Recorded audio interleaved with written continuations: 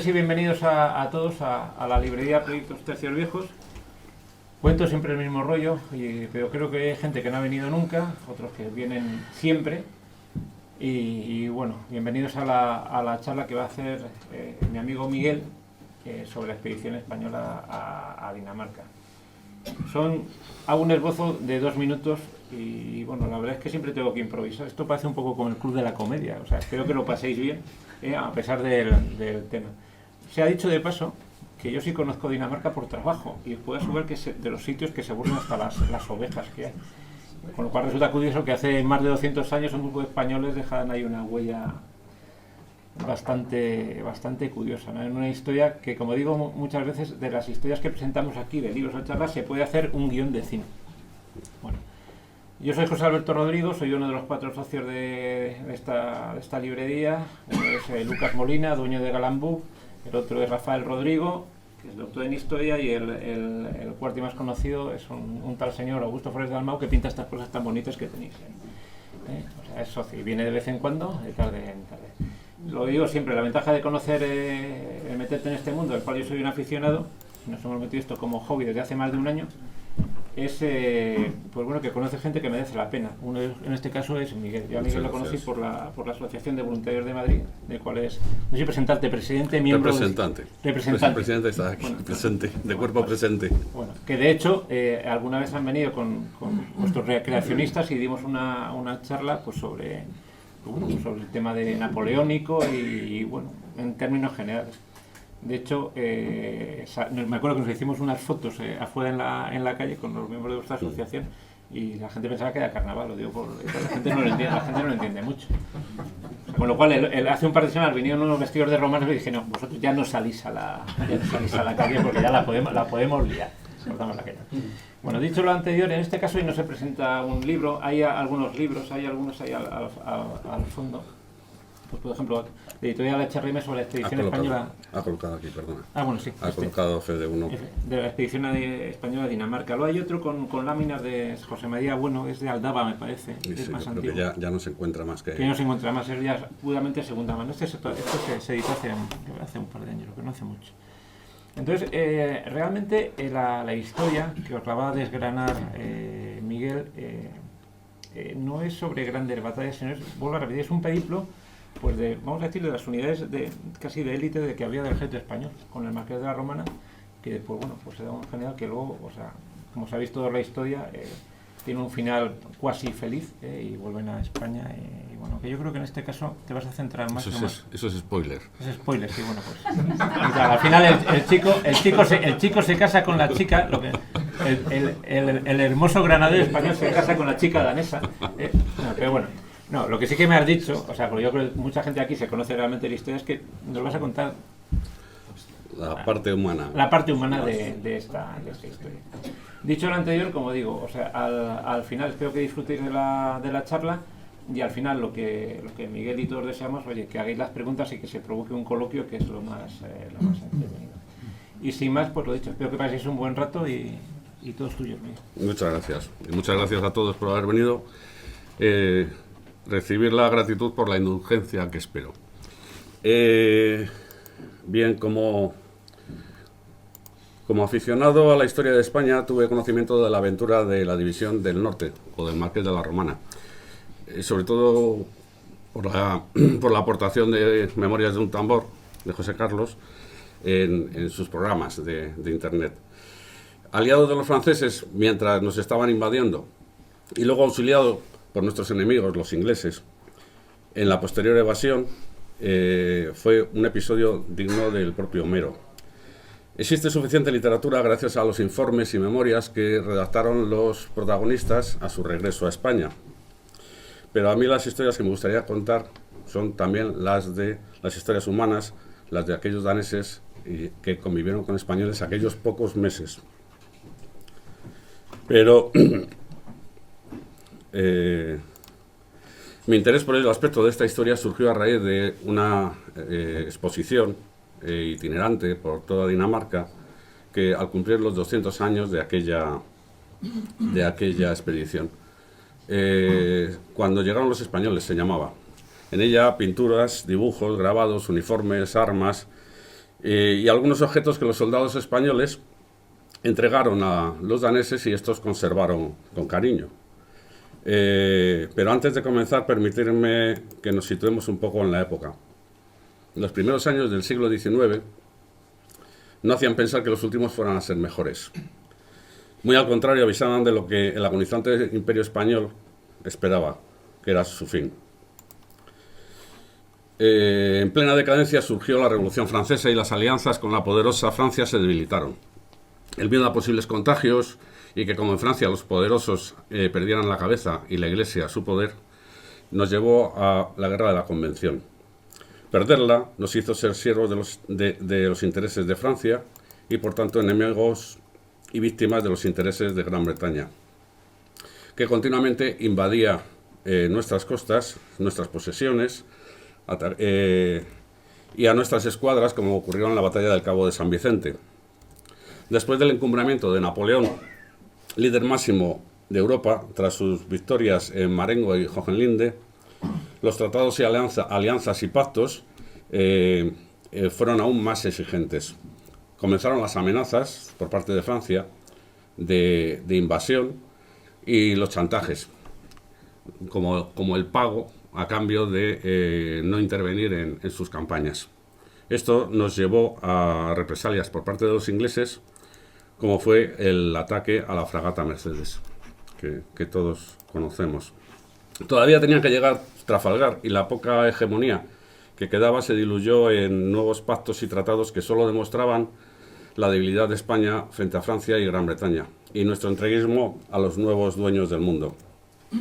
Fruto de estos trueques, Napoleón ofreció a la corona de España, para ella, el reino de Etruria, la actual Toscana, para cuyo cuidado ordenó que se trasladara una división española. Pero el Señor me lo dio y el Señor me lo quitó. Y de repente Etruria volvió a ser francesa. ¿Y qué ocurrió con la división española?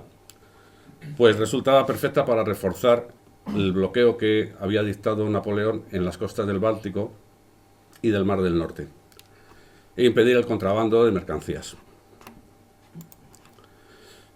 Y es que tras la derrota de Prusia, en la batalla de Jena, Napoleón promulgó el Decreto de Berlín. Esto es la prohibición de importación de bienes británicos a los países europeos aliados, en marrón en el mapa, y a los dependientes de Francia, en verde.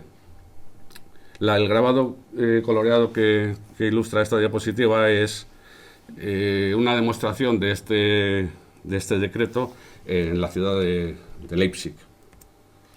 Napoleón había visto que era el momento de sacar del cajón un antiguo tratado, el segundo de San Ildefonso, por el cual Carlos IV obligaba a poner a su disposición, cuando él lo demandara, nada menos que una división. Así reforzaba su ejército, sacaba tropas de la península para sus futuros planes y las ponía bajo control imperial. Este es un cuadro en el que está desglosado la división completa. Abajo, en el número 2, aparece los que proceden de Etruria, una división completa, que se reforzó con 2 contingentes que procedían de la península. En los 2 casos, como veis, completa infantería de línea, infantería ligera, caballería de línea, caballería ligera, artillería, en total sumándolos casi 15.000 hombres. Se ha dicho de que esta división era de élite. Bueno, lo que puedo decir es que era completa. Aún así, era escasa para lo que era normal en un contingente napoleónico. En este caso, en España, y en este caso, en el de esta división, solo el 20% de los soldados eran jinetes, o sea, llevaban caballos. Había habido una muy mala gestión de la compra de sementales y eso había reducido el nivel del número de jinetes. No obstante, esta división se completó al máximo, en todas nuestras posibilidades. Pero dado lo precario de nuestro ejército, vestir este santo, dejándolo más bonito que un San Luis, debilitó el resto del santoral patrio. Este gráfico muestra los itinerarios que siguieron. El de la derecha es el que venía de Florencia de la Toscana, del reino de Etruria.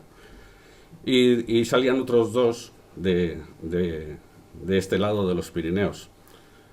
Repitiendo lo de antes, lo que decía antes de si era una fuerza de élite, también es curioso que precisamente era una fuerza que salía justamente del otro lado de los Pirineos, con lo cual dejaba la entrada desprotegida. El señor que veis a la derecha de cabellera plateada es el Marqués de la Romana, el protagonista de esta historia, o el máximo protagonista. Como veis, es un general militar, tiene la placa de Santo Espíritu, en fin, es un general, realmente era un general muy importante y luego se vio su valía cuando luego estuvo en España.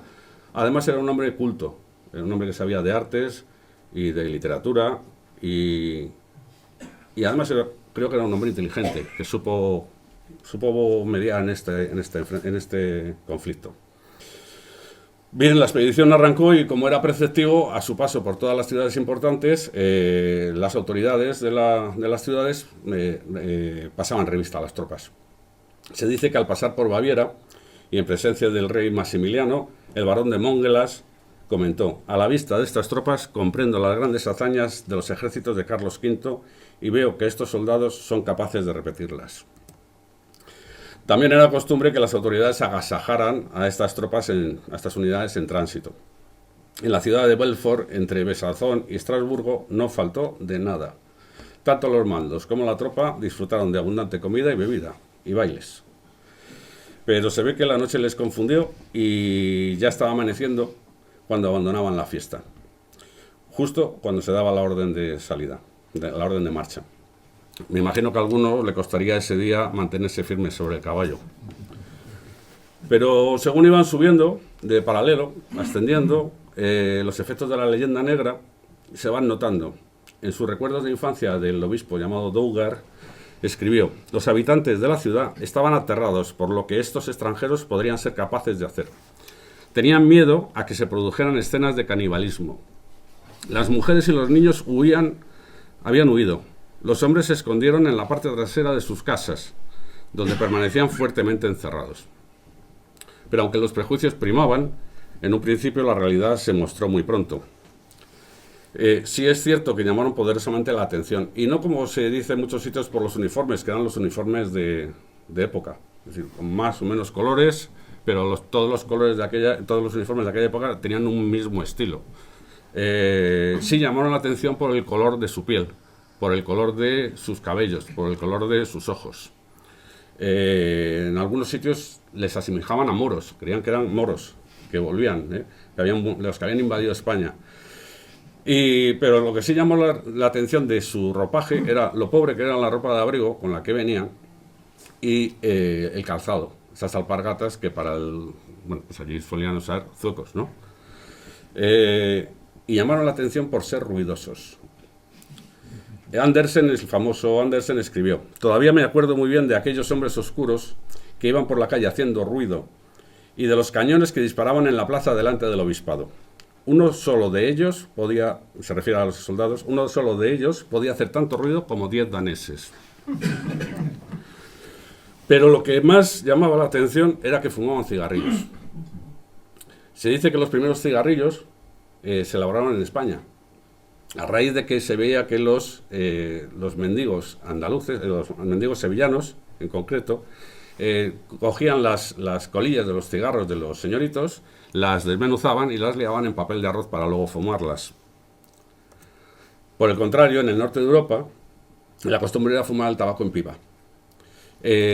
Posiblemente el maldito Walter Raleigh, el famoso Guatarral, como lo llamaba el capitán Alonso de Contreras, fue el introductor en Europa de esta forma de fumar, ya que era el que había sido, fue el introductor en Europa del tabaco de Virginia.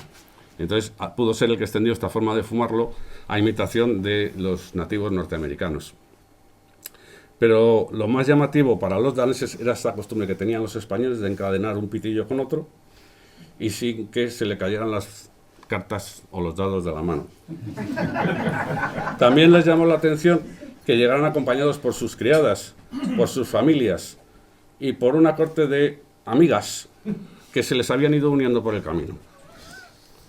Y por la forma de cocinar, aderezando las ensaladas con aceite, añadiendo ajo a todo, y por una extraña razón que rechazaban el pan de centeno. El citado obispo Duggar también escribió sobre los españoles. Sin embargo, el buen orden y la disciplina de los soldados españoles, atentos, especialmente durante la oración de la tarde, que todo el regimiento hacía cada día rezando en la plaza del pueblo, logró finalmente superar tales prevenciones. Aparte de que me imagino que sería un espectáculo diario en aquellas aldeas en las que nunca pasaba nada, ¿no? Y continuaba el obispo. La relación derivada de los mutuos servicios prestados entre daneses y españoles llevó a una recíproca amistad. Por ejemplo, los granjeros de los alrededores de los campamentos llevaban sus animales enfermos para ser tratados por los veterinarios de los regimientos españoles, a quienes reconocían mayor capacidad que a los veterinarios de su país. Francisco Dionisio Vives, capitán del primer batallón de voluntarios de Cataluña, dijo sobre la presencia de los españoles en Hamburgo: preferían tener 10 españoles alojados antes que un francés, un holandés o un italiano. De todas formas, este señor no era neutral, porque era español. En la Pomerania, que es una región al norte de Europa, estaba ocupada por los suecos en aquella época. Napoleón encargó al mariscal Bernadotte, otro protagonista de esta jornada, someter la Pomerania. Este les tenía sitiados en Stralsund, un puerto algo separado de la costa, una especie de península. Bueno, el grabado se puede ver, es un grabado antiguo, pero se puede ver. Bueno, pues les tenía sitiados en el momento en que la parte de la división española que venía de Etruria, que había llegado antes, llegaba a Hamburgo, que era el sitio de concentración. Entonces ordenaron que la división esta fuera hacia Stralsund para ayudar en el sitio. Estos iban a las órdenes del general Kindelan, otro señor que también nombraré varias veces. Un español de origen irlandés, a pesar del nombre, era español, que participó brillantemente en la conquista de Stralsund, hasta el punto de que Bernadotte, que es el que aparece en la foto, gritaba: aquí están mis águilas, cada vez que se cruzaba con los españoles. De vuelta ya a Hamburgo, dirigiéndose al Marqués de la Romana, en Hamburgo fue donde se cruzaron las dos expediciones, le dijo: yo con este regimiento entraría en el infierno y arrojaría de él al diablo. Estaba tan impresionado por el comportamiento de los españoles que eligió entre ellos dos compañías de infantería y 2 escuadrones de caballería para formar su guardia de honor. Este mariscal del imperio, que a pesar de llevar tatuado en su pecho la frase «muerte a los reyes», acabó siendo rey de Suecia. Tampoco aquella fue una buena época para Dinamarca. Corre un papel parecido al de España. Como en España, Dinamarca, poderosa antaño, también se veía asediada entre las dos superpotencias del momento, Inglaterra, que la amenazaba, y Francia, que socapa de alianza acabó arruinando el país. Gran Bretaña le pidió su flota, con la idea de que no cayera en manos de Napoleón, pero Dinamarca se negó. Las consecuencias de la negativa fueron terribles. Quizás no fuera necesario mostrar tantas imágenes, pero al hacerlo creo que queda el mensaje de lo importante que fue aquel bombardeo que duró 3 o 4 días, a pesar de la fecha que pone ahí. Fueron tantas las bombas que 1/3 de la ciudad quedó arruinada. 2.000 civiles fueron muertos, en torno al 3% de la población. Y la escuadra danesa fue capturada. La ventaja de capturar la flota fue que Napoleón no pudo utilizarla, pero los ingleses tampoco, ya que en el bombardeo quedó prácticamente destruida. Mientras tanto, en España, el príncipe Fernando, el indeseable, es detenido por alta traición. Intrigaba por su cuenta con Napoleón y a espaldas del rey con vistas a afianzar su poder. Fue detenido y delató a su camarilla. Ellos fueron sancionados y él perdonado. Tras el ataque inglés a Dinamarca, Dinamarca busca apoyo en Francia. Francia le invita a entrar en su particular campaña y declara la guerra a Suecia. Las tropas rusas, con las que Napoleón ha pactado, invadirán Finlandia por el este y el conjunto de tropas aliadas, danesas, francesas y españolas, atacarán Suecia por el oeste. Así que vamos a Dinamarca. He sombreado como son varias islas, y puede ser difícil seguirlo entre los nombres de los personajes y los nombres de las islas, he puesto en verde la península de Jutlandia, la península, lo que era Dinamarca en aquella época, luego perdió territorios, donde en la costa oriental fueron acantonadas las tropas españolas, la isla de Selandia, la que aparece en rosita, que es donde está Copenhague, para el que tenga interés. Al norte está la isla en el castillo donde se sitúa la acción de la tragedia de Hamlet, Elsinor, y la isla que está entre medias, la naranja, Fionia, que es donde se va a desarrollar gran parte de la actividad, de la acción. La isla que hay más abajo, esa estrechita y larga, Langeland, el azul, también va a tener importancia en el desarrollo de las acciones. Pero Bernadotte arrancó con los franceses y los belgas, pero antes de abandonar Hamburgo, inquieto por las noticias que le llegaban desde España, el marqués de la Romana, el nuestro, manda a 2 hombres de su confianza para que viajen a la península y le cuenten qué es lo que está pasando. Y posteriormente seguimos el viaje hacia el norte. Aquí he señalado 2 ciudades, al norte Konin, y en el centro del recorrido Slesvig, ser condescendientes con la pronunciación del danés, que lo tengo a medias. Luego comentaré sobre estas 2 ciudades algo, por eso quería que os fijarais un poco para situarlas. Vale, este es el recorrido, eso sí, estas son las ciudades, este es el itinerario que recorrieron, no es el camino, posiblemente en aquellas no había las mismas. Bien, Henning Petersen fue el inductor de esta exposición que comentaba al principio y escritor de un libro. Este comentaba, cuando llegaron los españoles, Cuando llegaron los españoles, que es el libro y el título de la exposición, dice, los españoles no llegaron a Copenhague. ¿Os acordáis que está en el extremo más oriental de la isla, que es más oriental? Era la capital, cuyos habitantes tenían contacto con el exterior. Estuvieron en pueblos donde la gente ni viajaba ni conocía a extranjeros. Muchos experimentaron una cultura distinta y extraña. Ahora un poco de crónica rosa. La vida de Cristian, el rey de Dinamarca, estuvo marcada por la esquizofrenia, enfermedad que padecía. Durante la mayor parte de su reinado, dejó el poder en manos de ministros y de consejeros. El caso más conocido fue el de su médico personal, Struensee, que aparece en la foto, el cual actuó como regente durante algunos años. Pero tanto delegó su majestad en el nuevo regente, que éste también comenzó a regentar a la reina. Y tanto el médico la regentó, que ella acabó dándole una hija. A la reina le costó el destierro a perpetuidad, y al regentador le costó la cabeza también a perpetuidad.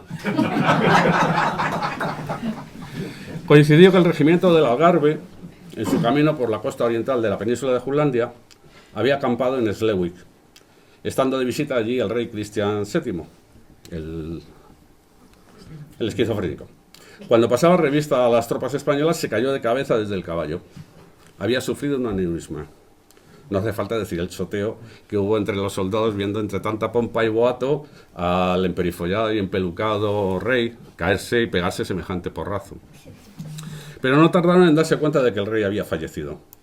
Cuentan que un soldado danés que no hablaba español y formaba tras de los españoles, le preguntó a uno que no hablaba danés qué era lo que estaba pasando.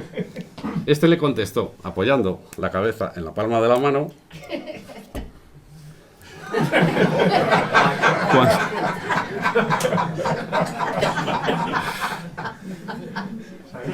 cuando pasaba revista, siguiente.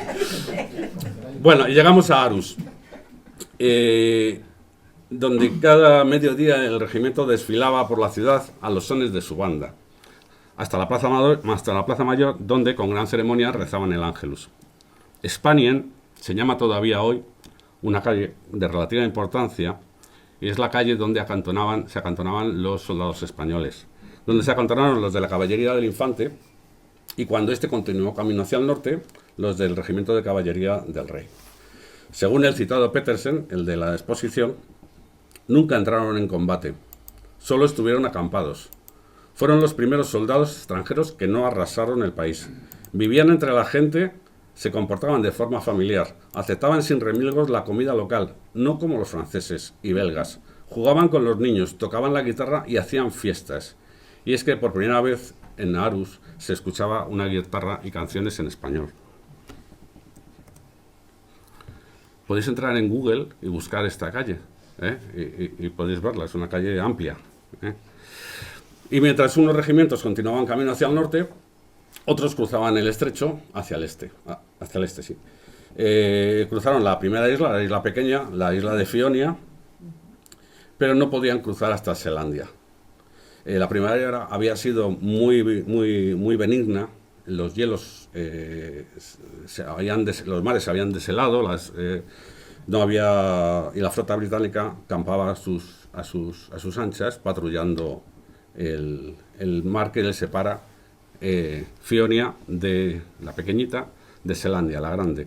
Estos mares los llaman el cinturón, el belt. El pequeño belt es el que une la península con la primera isla, y el gran belt, por su ancho, el otro. A Bernadotte le llegan noticias de lo que está pasando en España. Ha tenido lugar de lo que se llamó el motín de Aranjuez. El primer ministro es depuesto y arrestado. Y al día siguiente, el rey Carlos IV cede la corona a su hijo, el ambicioso Fernando. Ante el previsible nerviosismo de los españoles, Bernadotte toma dos medidas importantes. La censura postal, es decir, que no lleguen noticias a los españoles de lo que está pasando en España, solo llegan aquellas cartas que no entran en estos temas, y la dispersión de las tropas españolas por todo el país. Se me ha olvidado comentar que el hecho de que no se pudieran cruzar, las grandes dificultades que hubo para cruzar, el Gran Belt llevó a anular la campaña contra Suecia, que era uno de los objetivos de llevar a Dinamarca a los españoles. Entre otros sitios llegan a Kolding. El regimiento de la princesa es acantonado en un castillo, Kolding Gus. La verdad es que el abandono del edificio, las bajas temperaturas que llevaron a cargar en exceso las estufas y el poco cuidado que tuvieron, hicieron que se produjera un incendio. En 2 días el castillo cayó. Cuentan que una criada despertaba a su aterrada señora diciendo: "No se asuste, señora, pero el castillo está ardiendo. El derrumbe de la torre destruyó la capilla. Hoy, en tono de guasa, hoy el castillo se ha reconstruido". Y podéis verlo ahí en la foto. Hoy, en tono de guasa, los naturales de Kolding comentan que, dado lo aficionados que somos los españoles a la fiesta, seguramente estaban cantando y bailando. Cuando se dieron cuenta, ya no pudieron controlar el incendio. Pero es cierto que la negligencia de los españoles causó el incendio del castillo, pero fue la deserción de la brigadilla de bomberos, la cual es la que provocó su total destrucción. Y este es el reparto de las tropas por todo Dinamarca. Como podéis ver, arriba en el norte de la península, los regimientos de caballería de línea, y aquí en la isla, en el norte y en el sur, los 2 regimientos de caballería ligera. La infantería ligera, voluntarios de Cataluña y de Barcelona, al sur de la isla de Fionia y en la isla de Langeland. La infantería repartida, el regimiento de la princesa repartida la infantería entre Assens, en Middelfart, los ingenieros, y la artillería en Nivor. También el regimiento de infantería Zamora en Fredericia, y 2 regimientos más, el de Guadalajara y de Asturias, que es los que han conseguido pasar por la noche y en barcazas, intentando evitar a las patrullas. Esto es lo que os decía antes, que llegó un momento que dijeron: ya no pasa nadie más, porque ya esto no tiene caso, porque no nos dejan los ingleses. El caso es que esta dispersión es muestra de que Napoleón aprueba las medidas de Bernadotte de dispersión. Ocurrió que el 8 de mayo, 2 soldados del regimiento de Guadalajara, que estaban acantonados en Cirster, un pueblecito que está al sur de Horsens, compartían un granero con dos soldados, dos húsares belgas. Cuando llegó la noche, los belgas se incorporaron al granero con una borrachera importante. Fruto de una animadversión que no entendemos, pues uno de los belgas entró con el sable desenfundado y lo clavó en el somier, en el jergón de uno de los españoles, gritando: «Puedo oler la sangre española». Bueno, inmediatamente el español se levantó, le hizo frente y con su bayoneta lo mató. Todo el pueblo se enteró del tema. Salieron los españoles, salieron los belgas y se organizó la de Dios es Cristo. Otro belga resultó muerto. O sea, 2-0.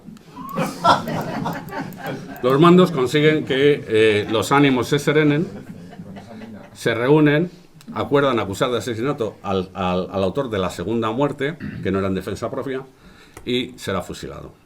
Escribió Andersen al respecto: «Los soldados franceses eran altaneros, los españoles, en cambio, bondadosos y amables. Se tenían un profundo odio los unos a los otros. La música...» esto ya no es de Andersen. «La música que interpretaban cuando conducían al reo ante el paredón era, como era típico en aquella época, una melodía que se llamaba la melancolía. Era continuamente interrumpida por los belgas que asistían a la procesión, al desfile, cantando la alegre Cueillons la Rose». Yo es que en francés siempre me suspendían, ¿no? Bien, la idea de rescatar la división desplazada hasta Dinamarca, una vez la guerra ya se había declarado con Francia, partió del general Castaños, el de Bailén, que era entonces comandante del campo de Gibraltar de Algeciras. Este le pidió a Sir Hugh Dalrymple, gobernador interino de Gibraltar, que trasladase a su gobierno la solicitud del rescate del contingente español. Lo prioritario era comunicar a la romana el requerimiento de las juntas españolas de retornar a España, así como la intención de los británicos de favorecerla. El agente elegido fue un fraile escocés llamado James Robertson. Viajaría disfrazado de comerciante. Debía llegar hasta la romana para invitarle a ponerse en contacto con la flota británica a través suyo. Dado que Robertson no podía llevar ningún documento que le acreditara como espía británico, por temor a ser descubierto y que le certificara ante la romana, Mr. Frere, ministro plenipotenciario en España y gran amigo del marqués de la Romana, le entregó una nota en la que había escrito cierto verso del poema del mío Cid. Frere le explicó que era un verso sobre el que la romana y él habían debatido largamente y que esto acreditaría que era enviado suyo. Robertson embarca en Londres, con destino a Heligoland. Heligoland es esa isla que se ve en medio del mar y que debía de ser una especie de isla de la Tortuga, dado el bloqueo y sobre todo el bloqueo y el contrabando que existía de mercancía inglesa. Para aquella zona le acompañaba un agente británico llamado Mackenzie, cuya misión era facilitarle el viaje al continente. Estaba ahí, se ve que estaba familiarizado. En Heligoland consigue transporte en un barco contrabandista.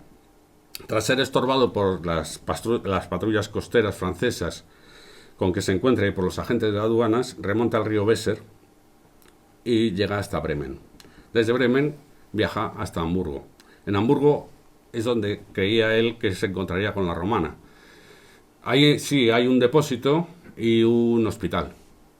Intenta hacerse entender, lo cual, a pesar de que este señor sabía alemán, pues no da con el cura, y el cura no hablaba latín, tampoco en latín. Con el capitán español médico no hablaba alemán, así que al final en francés consigue enterarse y bien, sigue camino, le van diciendo cómo tiene que ir y hasta dónde tiene que ir. Es justamente en Nivor, en la isla pequeñita.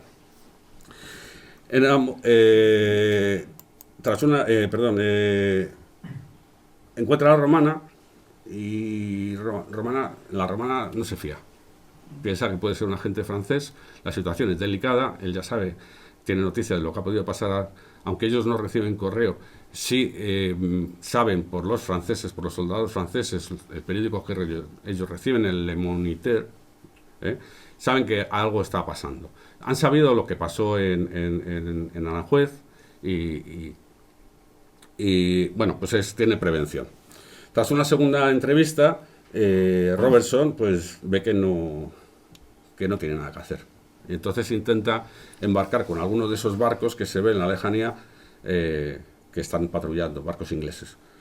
Empieza a hacerles con luz para que se acerquen, y en esto está a punto de ser detenido. Consigue zafarse y vuelve a la pensión donde dormía la romana y se cruza con él, y la romana le dice que sí, que están decididos, que ha hablado con su Estado Mayor y que quieren contactar con los franceses. Regresa por miedo a ser apresado, lo hace por donde ha venido, en vez de intentar volver a contactar con un barco inglés. El hombre que la romana, como digo, había enviado a España, le ha informado: José Bonaparte es ahora el nuevo rey. Estamos en guerra con Francia, y aislados y lejos de España, vigilados por las fuerzas francesas y danesas. Cualquier reacción visible a las recientes noticias pueden causar una enérgica represión por parte de los franceses. Así que eso anularía cualquier posibilidad de invasión. Mientras tanto, Agustín Mollón, un alférez del regimiento de dragones de Almansa, que comparte mesa con un grupo de oficiales españoles que suelen comer en una taberna de Odense.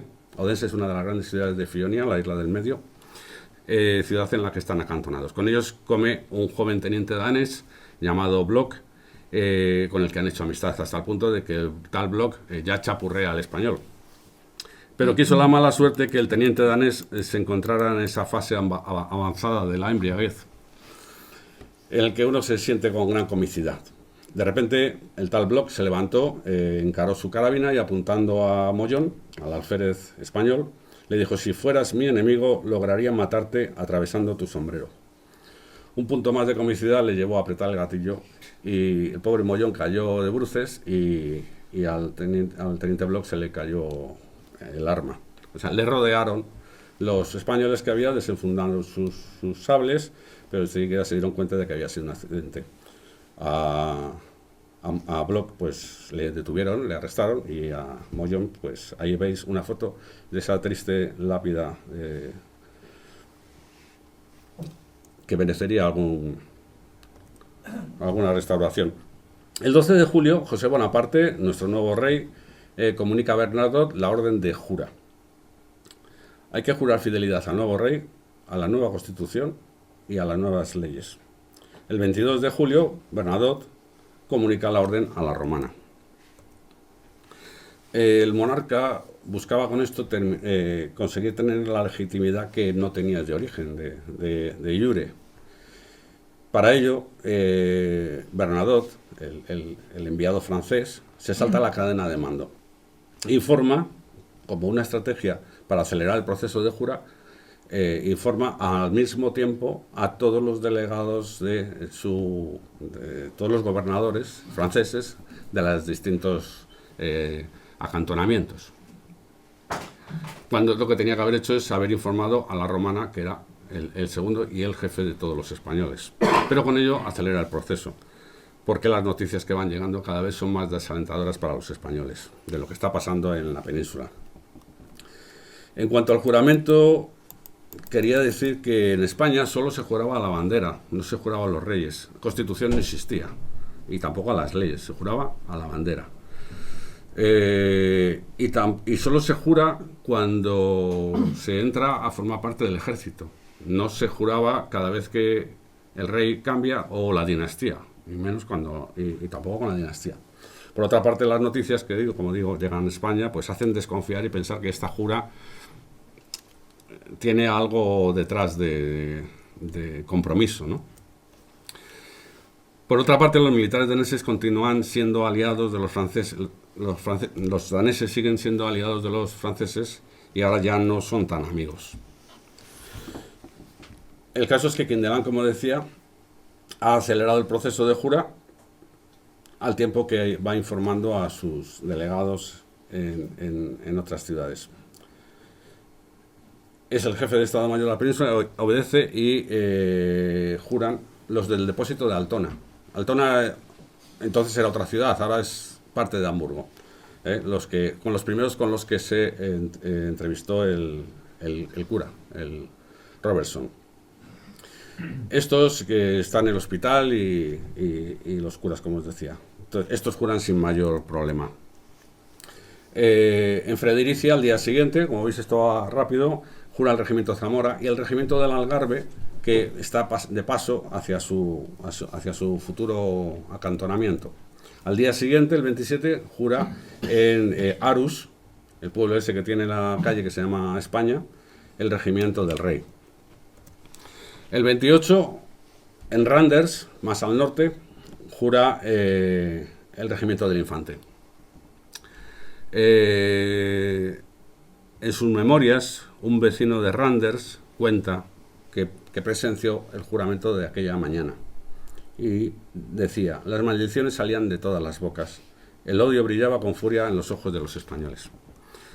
Al igual que en Jutlandia, en Fionia, la romana convoca a sus hombres para llevar a cabo las juras ordenadas. Pienso, y esto es personal, que si no se negó a realizarlas era por ganar tiempo hasta que llegara la ayuda prometida.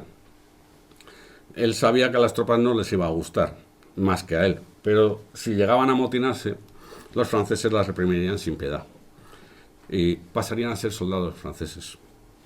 Tendría que manejar la situación como si se tratara de nitroglicerina.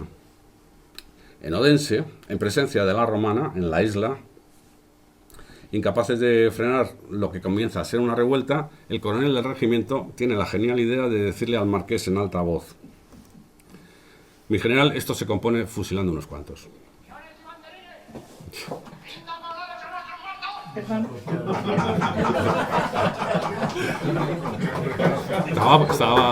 Estaba preparado. A lo que un soldado entra a las filas, dice: cuidado, vuestra señoría, no sea el primero. Gracias a la acertada intervención del sargento mayor del regimiento, la sangre no llega al río. Pero los franceses presentes se dieron cuenta. En todos los sitios donde había acantonados españoles, había acantonados franceses o daneses. O sea, había un control, una vigilancia. La romana escribió a Bernadotte disculpando a sus hombres el mal ambiente creado por los agentes enemigos que hacían llegarles libelos de lo que pasaba en España y de lo que hacía Francia y tal. Pues esto de que digo, romana escribe a Bernadotte intentando disculpar por el mal ambiente creado por estos agentes y insiste sobre la ausencia de correo que llegue de España. Luego se reúne con los jurídicos de su Estado Mayor y crea una nueva fórmula de juramento que pueda ser más comprensible, más asequible para los españoles. Esta es: como individuos del ejército de la nación española, insiste la nación española, de la que formamos parte y a la que deseamos vivir y morir, siempre unidos y tan solo creyendo que toda ella legítimamente representada puede haber en plena libertad prestado igual juramento. Esto tiene muchas claves que he intentado señalar para que esto sea de acuerdo a la legitimidad, que haya libertad, que seguimos siendo españoles, en fin, un lenguaje leguleyo. Esto no satisfizo a los españoles y tampoco satisfaría a los franceses. En Nivor, otra ciudad importante de esta isla de Fionia, el coronel del regimiento San Román, el coronel del regimiento Conde San Román, tras leer el juramento, grita: ¿juráis? Pero nadie contesta. Repitió 2 veces la misma pregunta con el mismo resultado. Y entonces preguntó: ¿tendrán ustedes duda o reparo en jurar lo que la oficialidad y yo hayamos jurado? Y la tropa contestó: juramos lo que nuestro coronel haya jurado. Inmediatamente, de manera espontánea, los soldados de ambos regimientos rodearon la bandera. Un cabo se acerca a la romana y le dice: mi general, mi compañía no jura a José ni a otro alguno, sino a esta bandera, pues en llegando a España veremos a quién representa. Este cuadro podéis verlo en el Museo del Ejército, a medias, porque hay una escalera que lo atraviesa y hay que echar ahí un ratito para componerlo. En Selandia, la isla más oriental, la grande, donde está Copenhague, donde solo han llegado 2 regimientos españoles por el problema de las patrullas inglesas, las cosas están aún peor. Claro, las noticias han ido llegando. Los agentes ingleses han ido haciendo su trabajo. La información de los franceses que han podido ver también. Así que llega la orden de jura. El ambiente está más caldeado. El día 30, como veis, voy informándoos por fecha, de momento. El general francés, el gobernador de la zona, Fririon, el gobernador militar de la isla, traslada sin demora la orden al coronel español, que está ahí retratado. El coronel le pide un día más para preparar así a sus hombres. Fririon accede y para congraciarse con la tropa les obsequia con una ración extra de ron. Los regimientos, que ya están suficientemente alterados y muy ofendidos por sentirse comprados con esta ración extra de ron y algo embriagados porque se lo han bebido, se niegan a jurar y se amotinan. Asaltan el castillo donde vive Fririon. Matan a uno de sus ayudantes. Hieren a otro y el propio Fririon ha de vestirse con uniforme danés para escapar. Llega a Copenhague, informa al rey de lo que está pasando. Le dice que la división se ha amotinado y que los españoles marchan hacia Copenhague para deponer al rey. El rey manda una división de 10.000 hombres para que vayan a Roskilde y sometan el motín. Cuando llegan ven que los mandos ya han aplacado a los soldados y por intervención del embajador español, el conde Yoldi, el rey es informado de que todo este follón es por la jura, que no tienen nada contra el rey, y es más que la marcha que iban a hacer hasta Dinamarca tan solo era para poner sus banderas a sus pies. Es decir, queremos ser daneses. El rey acepta las explicaciones y decide no tomar ninguna represalia. Eso sí, los que han participado en el asesinato tendrán que pagar. Pero por su seguridad reparte en estas ciudades, repartido en los alrededores de todas estas ciudades que he marcado en el mapa, a los dos regimientos, en pequeños asentamientos, por compañías, por secciones en algún caso. El mariscal Bernadotte está muy mosqueado con las noticias que le llegan. Exige lo del juramento trampa, no ha colado. Exige que se realice un juramento en los términos que se han descrito. Pero la división española está a punto de rebelarse. La situación es crítica. La romana no sabe qué hacer. Cuando de repente aparece su jefe de Estado Mayor, O'Donnell. Ese nombre nos suena. Acompañado de 2 oficiales. Ahora vamos a remontarnos una semana antes de esa noche en la que la romana recibe a O'Donnell con esos dos oficiales. En Langeland, que es la isla pequeñita, la alargada, que es más larga que ancha, el capitán Vives y el subteniente Fàbregues Boixart del primer batallón de Cataluña, de voluntarios de Cataluña, llevan varios días intentando ponerse en contacto con los barcos ingleses. Pero los primeros tienen orden de disparar y los otros de no acercarse más allá del alcance de los cañones de costa. El teniente coronel Gaultier, gobernador francés de la isla, de Langeland, resulta que tiene que mandar un correo al general Fririon, el de Selandia, el que tuvo que huir disfrazado de danés. Vives, al saberlo, el capitán Vives, al saberlo, recomienda que sea Fàbregues, su subteniente, el otro conspirador, el que lleve ese correo. Fàbregues utiliza una barca de pesca de las que hay allí, contrata a 2 marineros para que le lleven a Selandia. Como veis, la distancia es importante. Según las crónicas, unos dicen que cuando iba y en otros sitios se dice que cuando volvía. El caso es que Fàbregues observa que tiene próximo uno de esos barcos que patrullan por el estrecho, por el Gran Belt. Les dice a los marineros que le lleven y los otros se niegan. Desenfundan sus armas y les convence de que le lleven. Saca un palo y un trapo blanco para poderse acercar al barco, el Edgar, y allí el capitán McNamara le recibe con los brazos abiertos. Se informan unos a otros y tal, y entonces le lleva al súper que es otro barco que hay allí, que es donde está el contraalmirante Kitts, contraalmirante y capitán de la flota, ¿cómo se diga? Jefe de la flota. Y casualmente allí se encuentra con el teniente de navío Rafael Lobo, un español que está intentando entrevistarse con la Romana y que trae cartas de las juntas de Sevilla y de Galicia para forzar a la vuelta, a conseguir la vuelta de la división de la Romana. Fábregues vuelve, la vuelta también es un poco accidentada, aparte de que le ven, también es un bocas y cuenta la aventura que ha tenido. El caso es que está a punto de ser detenido.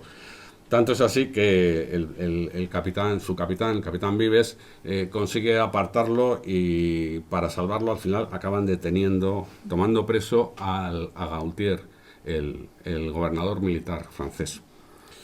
Pero bueno, sí que viaje hacia Fionia, donde se entrevista con el teniente coronel O'Donnell con la Romana.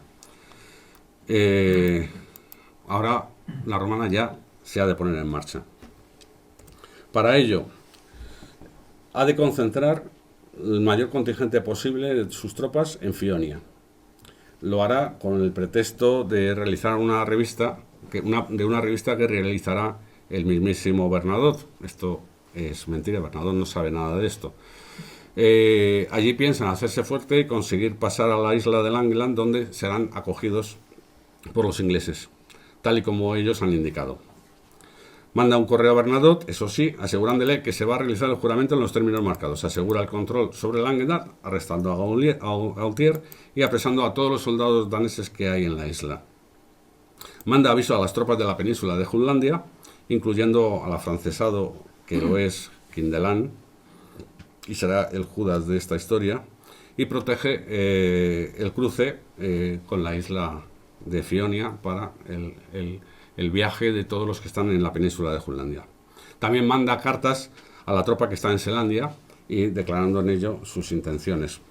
El 11 de julio llegan a Selandia las cartas escritas por la Romana, ordenando que se desplacen al puerto de Korsor, que es el que veis más occidental de la isla, que está muy cerca de Nibor, donde la Romana ha conseguido hacerse con el puerto y con las baterías de costa.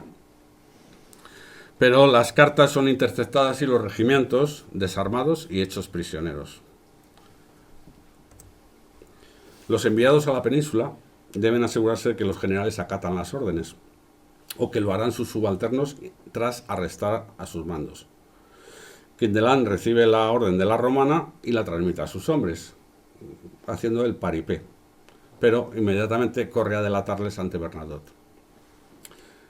Los del regimiento de Zamora, que están en Friedland, no pierden tiempo y cruzan el estrecho y atraviesan la isla y llegan a Nibor. A pie y bajo una intensa lluvia recorren 90 kilómetros en 22 horas. Overdreuskroen es una posada que todavía hoy existe en la carretera que une Roskilde y Ringsted, en la isla de Selandia. Allí cuentan una historia. Esta ya existía en 1808 y allí estaba acantonada o acomodado una sección del regimiento Asturias. Allí cuentan la historia de que Anne-Marie, una de las criadas, que un día llenaba unos cubos en la fuente del patio, al levantar la cabeza descubrió a un soldado español que apoyado en el portón no dejaba de mirarla. Tenía unos ojos marrones como ella nunca había visto. Cuando Anne-Marie terminó de llenar los cubos y se inclinó a recogerlos, la voz del soldado la detuvo. «Señorita, por favor». Él cogió los cubos y después de unos instantes de mirarse, Anne-Marie inició el camino a la cocina. Él la siguió. Alguien gritó «¡Pedro!». El soldado dejó los cubos y tras una leve inclinación de cabeza que la hizo ruborizar se marchó. Anne-Marie preparaba en la cocina las gachas para la comida de los españoles cuando escuchó llegar unos caballos. A través de la ventana vio a un grupo de españoles al que intentaban rodear unos dragones daneses. Uno de ellos era Pedro. A través de los cristales se escuchaban los gritos amenazantes y los gestos airados. Más españoles salieron del granero, iban a medio vestir, pero todos armados con sus mosquetes. Alguien disparó y un dragón resultó herido en un brazo. Ahora, los españoles, rodilla en tierra, apuntaban con sus mosquetes a los dragones. Los daneses también encararon sus carabinas. De repente, el cielo se oscureció y comenzó a caer una lluvia torrencial. Las armas se mojaron, no funcionarían. El oficial danés ordenó que todos los dragones abandonaran la posada. Tras los sucesos, el dueño de la posada vio tan afectada a Marie que permitió que se fuera temprano a casa. Al amanecer, los daneses volvieron. Eran muchos más. Ahora los españoles se rindieron sin ofrecer resistencia. Fueron llevados a Roskilde, la vecina donde estaba el general al que mataron a su ayudante. Anne-Marie se enteró cuando regresó a la posada, se dirigió al granero, había que maltear la cebada que seguía allí amontonada. Mientras llenaba el carretillo, el sonido de unos pasos llamaron su atención. Lo que vio hizo que le diera un vuelco el corazón. Aquellos ojos marrones se perpetuarían en su familia durante muchas generaciones porque Pedro y Anne-Marie tuvieron muchos hijos. Mientras tanto, los enviados de la Romana cruzan el estrecho. Avisaron, esto viene en la carta de la página web que tiene en la posada esta, que ahora es un restaurante de lujo. Ahora hay que traducirlo del danés, ¿eh? Los enviados de la Romana que cruzaron el estrecho avisaron al coronel del regimiento del Algarve, el primero, el que estaba más al sur, en Horsens. Este les dio largas, así que continuaron un viaje hacia el norte. En Randers, el regimiento del infante, y en Arus, el del rey, se prestaron a cruzar el pequeño Bel, para lo que tuvieron el estrecho, para lo que tuvieron que abandonar en tierra sus caballos. Desembarcando tras grandes dificultades, desembarcaron en Nivor. Ante la indolencia de los mandos del regimiento del Algarve, el capitán Antonio Costa escapó con 2 escuadrones, pero antes de llegar al mar son sorprendidos por los franceses. En esta época, un oficial capturado tenía asegurado un trato acorde a su rango, pero el capitán Costa no quiso que se pudiese pensar que había vendido a su regimiento, llevándolo a una trampa conocida. Desenfundó su arma y ¡clic! Hoy sus restos reposan en Fredericia y son dignos de honor de los honores que le hacen con frecuencia los militares daneses. En fin, la aventura en la persecución y el viaje hacia el sur y la persecución que hicieron los franceses de los españoles tiene para un ratito. Acosados de esta manera por sus antiguos aliados, el regimiento de Almansa ha de abandonar sus caballos en la playa de Svenborg para cruzar a la isla de Langeland, uniéndose al resto de los regimientos que ya estaban allí. Los de Villaviciosa cruzan sobre sus caballos hacia Tasinge, esa islita pequeñita que antes señalaba de un color distinto. Pero allí se ven obligados a abandonarlos para llegar a Langeland. Finalmente los ingleses pudieron llevar a cabo su ensayo de Dunkerque. La escuadra del almirante Sir James Saumarez ancló frente a la costa oriental de Langeland, donde embarcaron 9.000 hombres, de los casi 15.000, salvándose toda la artillería, 25 piezas, ningún caballo. Zarparon con rumbo a Göteborg, en la costa de Suecia.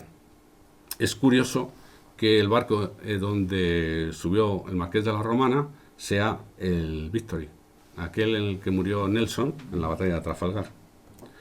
Este es el balance total de los que regresaron y los que quedaron. Si os fijáis un poco, la columna de la derecha, donde el número de unidades aparece señalado, 3 batallones de Guadalajara, 3 batallones del de Asturias. Estos son los que quedaron en la isla de Selandia apresados. Más abajo, 4 escuadrones del regimiento de caballería del Algarve.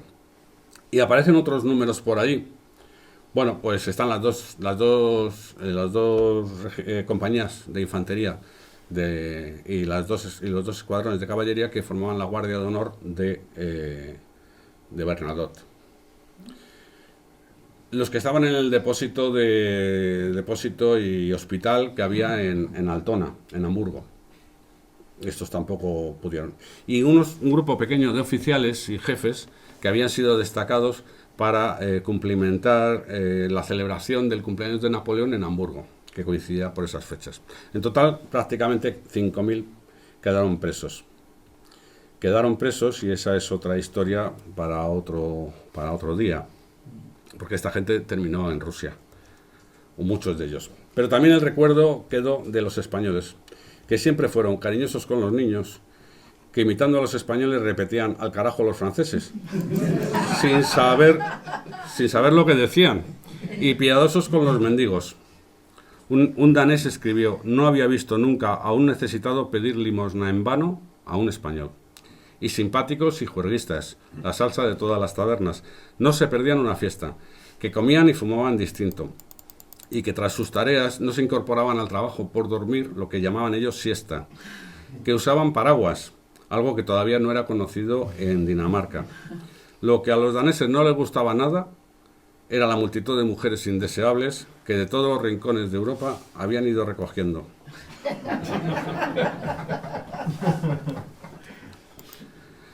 No he podido evitar recordar cierto paralelismo con los españoles de la división que un siglo después volvió a viajar, pero esta vez a Rusia. También confraternizaban con la población y hacían pública manifestación de su fe ante esta.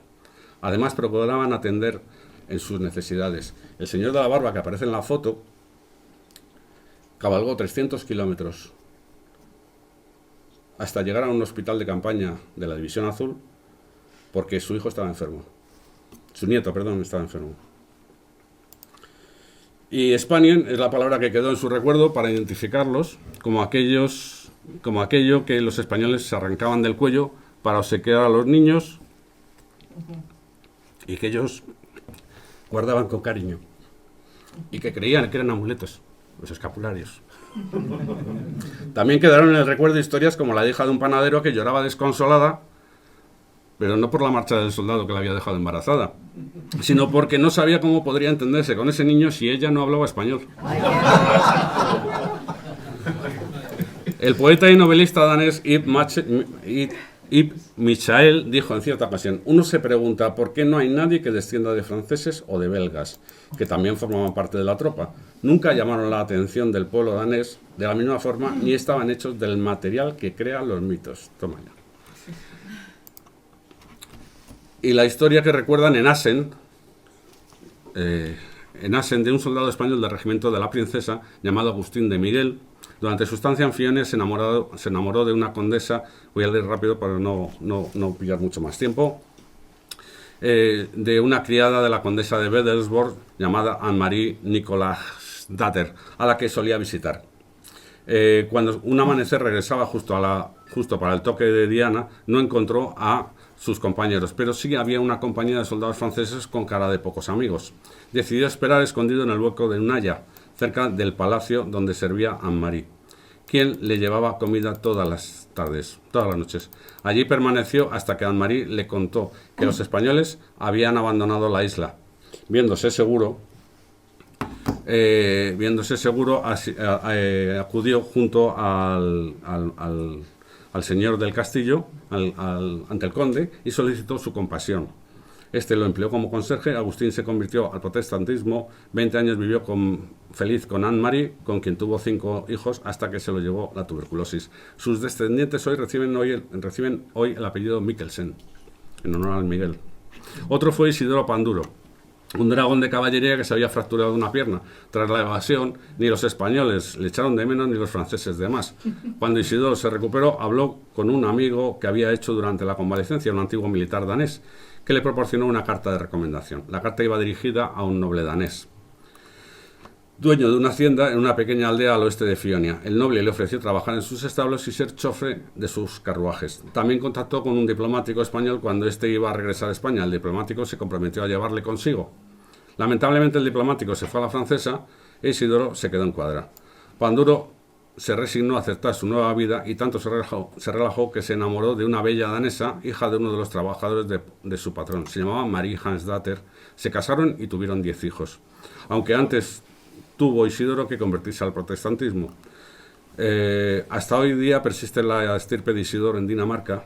Además, el apellido Panduro ha adquirido cierta notoriedad. Carlo Eduard Panduro fundó la cadena danesa de tiendas de manualidades Hobby. Una prima de Carlo fue la cantante de ópera Lise Panduro. Y Leif Panduro es uno de los novelistas y dramaturgos y escritores de cuentos más sobresalientes del país. Uffe Ellemann-Jensen se dice a sí mismo que es descendiente de españoles. Fue ministro de Exteriores de Dinamarca, fue presidente del Partido Liberal, jefe del Partido Liberal de Dinamarca y presidente del grupo de liberales del Parlamento Europeo. Terminaré con unas palabras de Marisa Rey Henningsen, traductora y autora danesa. Andersen asegura que los franceses en Dinamarca pronto se ganaron el odio y la desconfianza del pueblo por su petulancia y despotismo, mientras que el buen humor y la cortesía de los españoles merecieron el cariño del pueblo danés. Esta fotografía es de la Asociación Histórico-Cultural de Voluntarios de Madrid, a la que me honro en pertenecer.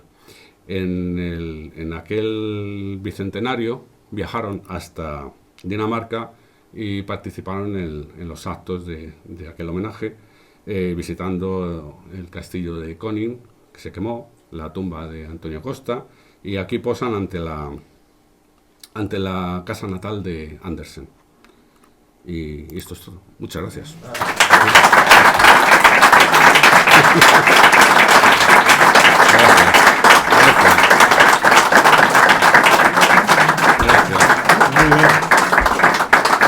Miguel ha estado de cine, nunca mejor dicho. Ha estado muy bien. Yo creo que a veces que he oído más risas. Antes decía lo del Club de la Comedia, pero no sé lo que nos tenías preparado. Yo en este caso doy fe de varias cosas. O sea, no sé si muchos de vosotros conocéis Dinamarca, pero no, es cierto que en Aarhus, yo estaba en esa calle, en la calle España. Aarhus es una ciudad realmente horrorosa, es muy fea, muy fea, ciudades danesas. Copenhague es muy bonito, pero el norte de la península Holanda es horrible. La comida danesa es realmente también malísima, o sea, no me extraña. Se come a las 12 de la mañana un pan negro con algo de arenque y poco más.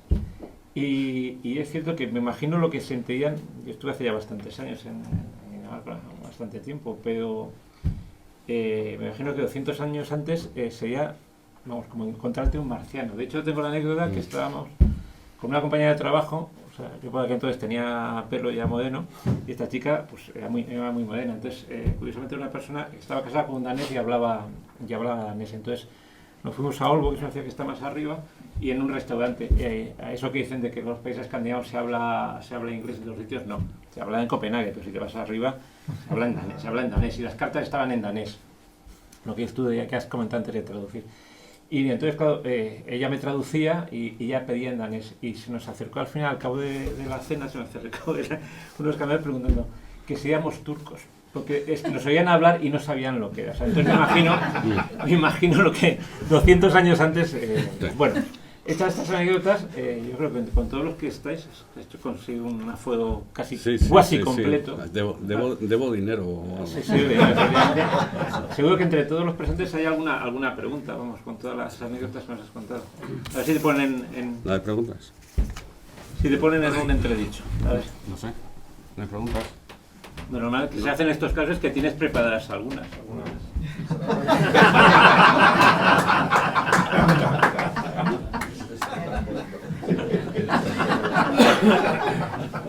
Me gustaría saber, creo que es muy interesante, muchas gracias, Miguel, ha sido espectacular la presentación, pero me queda una duda, que es, ¿qué fue de aquellas mujeres que se acompañaron? Bueno, pues la verdad es que como la historia la escriben los hombres, o las han escrito los hombres, pero es que además la historia está recogida, en este caso, según los memoriales y los informes que entregaron los españoles, los mandos españoles. Entonces, pues hablaban de cosas de militares. Entonces, no se citaban a las mujeres. Entonces, no existe constancia. Yo, pensando que a lo mejor me lo preguntaba alguien, he pensado, viajaron 100 y pico mujeres, y creo que 69 niños, y no recuerdo ahora cuántos criados, algo menos, porque los jefes llevaban criados. Entonces, yo quiero imaginar que, por ejemplo, a Selandia, la isla esa que estaba más oriental, pues si no pudo cruzar todos los que ni tenían buenas condiciones, las mujeres se quedarían en tierra, no cruzarían Selandia. Con lo cual, los que fueron capturados, que luego terminaron en Rusia, pues ahí no habría ninguna mujer. Los que embarcaron, pues también embarcarían. Si pudieron embarcar sus maridos, embarcarían ellas. Ahora, pues ¿en qué pudieron terminar? Pues volverían a España como pudieran o se quedarían y a ser la vida que supieran. No creo que fuera un buen plato de gusto, la vida de aquellas mujeres. Pero no tengo constancia. Pero bueno, sí me parecía interesante sabiendo la cantidad de ellas que viajó. Sí. Oye, ¿qué pudo ser de los caballos que abandonaron? Voy a repartir más veces. No se anota nada. Estáis animando. No puedo, yo fuera de guión. No. Esto, al hilo de lo que estamos viendo hoy en día con los animales y tal, pues lo que es interesante. Lo que he leído, porque sí es cierto que quiero decir, toda la información que está en los libros como este que tengo aquí detrás, y sobre todo en muchos escritos que han hecho luego militares, recopilaciones, gente que ha escrito sobre la guerra de independencia y tal, se me ha ido lo que iba a decir. Los caballos. Sí, de los caballos. En fin. Pero que... sí, que he tenido para saber qué pudo ser de aquellos pobres animales, pues eso sí lo he podido entender, medio entender de lo que he traducido del danés. He pedido ayuda a la embajada, todavía no me han dicho nada, digo, dadme algo que pueda... Y sí, con el traductor de Google pues he encontrado algunas, como la historia esta de Anne-Marie con Pedro y los ojos marrones y todo esto, ¿no? Que a mí me ha gustado, por eso he querido ofrecerosla. Pero de lo que he entendido, hay una que en un pueblo, que es donde he entendido más, decía que los caballos los soltaron en una playa y que los del pueblo se admiraban porque entre los caballos se pelearon. En otro sitio dicen que los caballos los repartieron. Entonces, por ejemplo, le regalaron uno al señor cura, al luterano de allí, pero con la cosa de que el dinero lo vendiera y el dinero lo entregara a los pobres. Otro lo vendió a un particular. O sea, fueron repartiendo como podían porque tenían que irse. Todos los que embarcaron en la costa del Ángelan tuvieron que dejar los caballos porque no cabían en los barcos. Entonces, el general francés que había ahí, o danés que había allí, dijo, hombre, esperar a que haya unas embarcaciones donde podáis ir con los caballos. Dice, no, tenemos que ir a reprimir un motín, que fue lo que explicaron, que va a haber en Fionia, que está habiendo en Fionia, y tenemos que llegar, que nos han mandado que vayamos ya, sin caballos. Entonces los caballos quedaron allí. Entonces, ¿qué fue de aquellos caballos? Pues luego los fueron recuperando los franceses y daneses. Entonces, pues al señor cura, pues se le quedó. Y eso es lo poco que he podido saber. Pero son preguntas que a mí me quedan, porque es la parte que me gusta de esto, pero todo eso en danés. Entonces, yo te puedo decir que ya sabes que por el norte de Alemania, que ahora Schleswig pertenece a Alemania, hay mucha pradera y hay mucho caballo, porque además hay poca población, pues entonces se puede permitir el lujo. Hay razas y ya sabes que Alemania en doma es muy buena y muchas de las razas de los caballos, bueno, cuando oís en la televisión, las transmisiones, son de origen cartujano español. O sea, son caballos que llegaron de España y que se han ido, yo no sé si fue esta expedición o antes también con los tercios y todas estas cosas, que se fueron yendo para allá. Desde la Edad Media hay comercio de caballo, por ejemplo, español. Por ejemplo, Roberto de Artois en Bélgica ya compra un caballo español que era además carísimo, muy caro. Sí, mucho más caro que el húngaro, por ejemplo, que el húngaro se comerciaba mal, que el frisio, que también tenía una cierta calidad, pero el caballo español lo llamaban la flor innata Yo he hecho un poquito en falta que no te has acordado del regimiento de provinciales de Sigüenza, que estuvo allí. No me consta, pero vamos, sé que para ti es una ofensa, pero no me consta, no aparece el dólar. Sí, y de hecho, bueno habla del regimiento de provinciales. Y también Bueno habla de una cosa muy curiosa, que dice que los niños españoles eran verdaderos especialistas en cazar gatos. Sí, gatos y pájaros, para asarlos. Los daneses no entendían. Sí. ¿De los gatos o de los pájaros? No, los pájaros, lo de los gatos tampoco lo entendí de muy bien, pero Hombre, mejor que los habitantes. Sí. Para ellos. Hay que tomar todo el día. Bueno, yo enhorabuena por la conferencia, Muchas me ha gracias. encantado. Además, me ha encantado, has descrito perfectamente al soldado español. allá donde quiera que vaya y a lo largo de la historia militar. Yo creo que tu exposición ha sido brillante y has hecho además un paralelismo con lo que dices, ¿no? Con el último tercio, el último regimiento que hemos tenido por ahí fuera. Lo que a mí me gustaría preguntarte, aunque sabemos que tienes querencia por este especial, por este periodo concreto, ¿por qué esta gesta? Porque te he visto también emocionado. ¿Qué es lo que más, cuando has estado preparando la presentación, qué es lo que más te ha hecho pararte y decir, uff, Dios mío, esta gente? A mí me llama mucho la atención la cuestión personal de los individuos. O sea, yo empecé estudiando por recomendación, llamémoslo de alguna manera, de José Carlos el 2 de mayo, y a mí lo que me llamó la atención era cómo la gente podía llegar a cerrar su negocio, coger la carabina que tenía para ir a cazar patos y irse a matar franceses.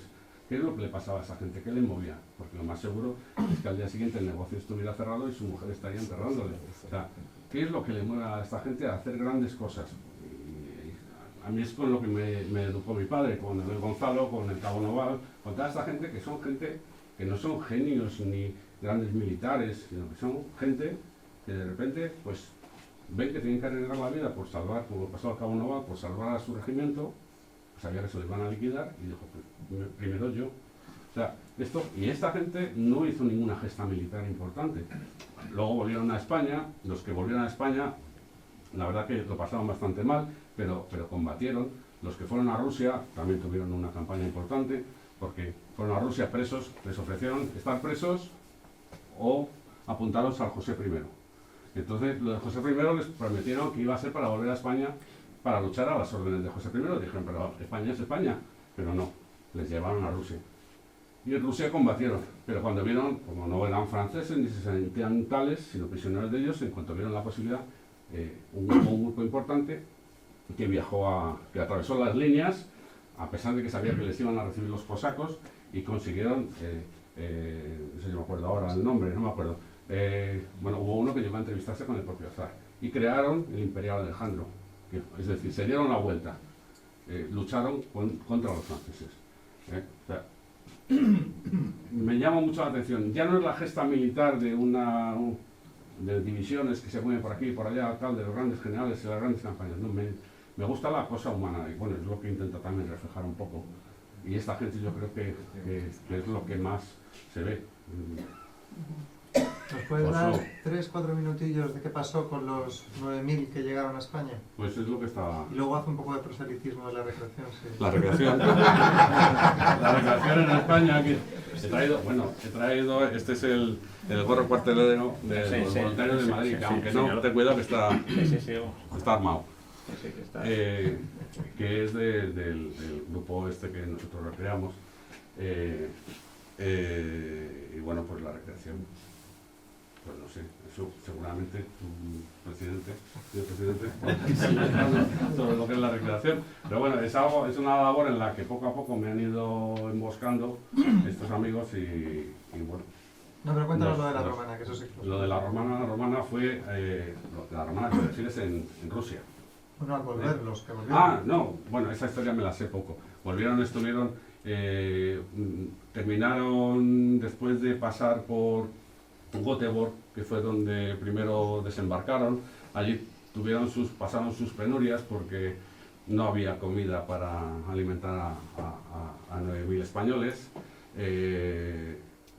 Más tarde viajaron hasta Inglaterra, allí estuvo la romana hablando entre jefes, las cosas que parecen los presidentes.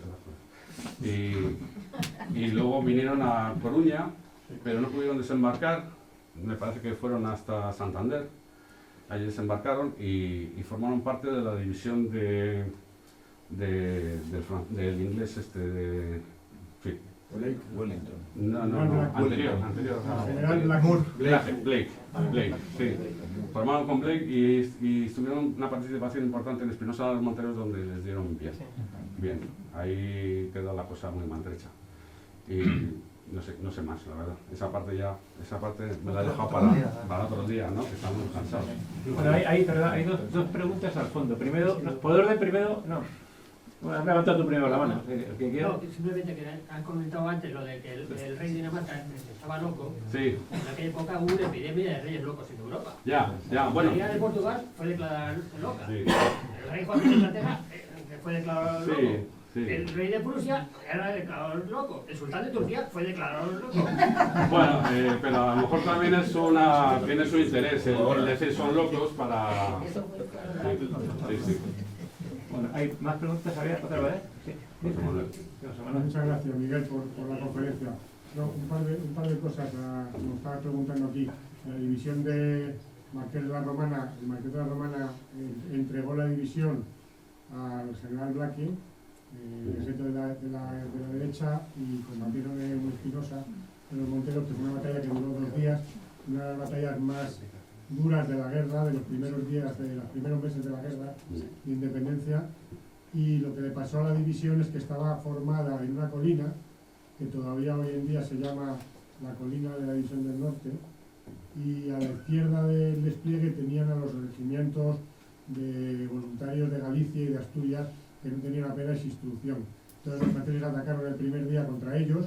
Como vieron que no podían romper el frente a la División del Norte, al día siguiente atacaron a los asturianos y a los gallegos, y entonces rompieron por ahí y la división se tuvo que retirar.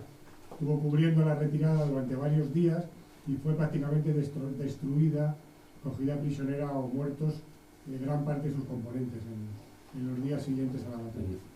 Y luego quería contar una anécdota de los que estuvimos allí en Dinamarca en el año 2007, de la asociación, que estuvimos en el castillo donde Kolding, donde se incendió.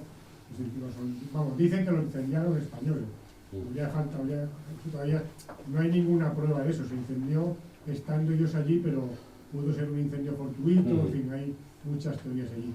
Y cuando estábamos allí hubo un acto que vino el heredero de la corona de Dinamarca, el príncipe heredero, estuvo saludándonos en el patio. Estábamos formados allí, todos los que íbamos del regimiento, que estamos unos cuantos de varias asociaciones con mujeres, había también mujeres y niños, y allí se inauguró la exposición que has mencionado antes, esta que organizó todo este viaje, y todo esto lo organizó Petersen, ¿no? Que fue el que nos invitó. El heredero de la corona se portó muy bien con nosotros, nos saludó, estuvo hablando con nosotros después cuando rompimos filas, y le entregamos unos obsequios que llevábamos. También entregamos una bandera, dos reproducciones de 2 banderas que están en el museo allí del castillo de Kolding, deben estar allí, por ahí se quedaron. Y también hicimos un homenaje otro día en la tumba del capitán Costa. Y bueno, simplemente como anécdota negativa, que el día que estábamos formados allí en el castillo llegó también el embajador de España, que ni siquiera nos saludó. No sé que no sabía que éramos españoles o qué, pero cosas curiosas que pasan. La última pregunta, como los pasos. Lo del capitán Costa, que es un detalle muy romántico, este capitán que se suicidó, parece ser, ¿no? Sí. Estuvimos aquí rindiendo honores en una tumba que está en una iglesia pequeñita, ¿verdad? Allí en San Canuto. Sí, San Canuto, o sea. Sí, lo que pasa es que como era un suicida, pues lo habían sepultado en la tapia exterior de... ¿Sabes por qué se suicidó allí o por qué fue a parar sus restos allí? Porque es la ciudad más importante cercana a la costa donde se pegó el tiro. Entonces, pues inmediatamente llevaron sus restos a esa iglesia, y como la iglesia es luterana, como la iglesia, a pesar de ser luterana, como era un suicida, pues no podían enterrarle en sagrado. Entonces le enterraron en el cementerio, pero en el exterior. Bueno, pues como colofón, yo lo único que decir, no sé si hay algún danés de los presentes, pero yo que conozco daneses, es gente bastante, una vez que rompes el hielo, tienen fama de los países escandinavos que son los más mediterráneos, ¿no? Son más afables a lo mejor que un sueco o que un europeo. Bueno. Y vuelvo a repetir como colofón, por primero, gracias Miguel, estáis todos invitados vamos a dar unas pequeñas ceremonias.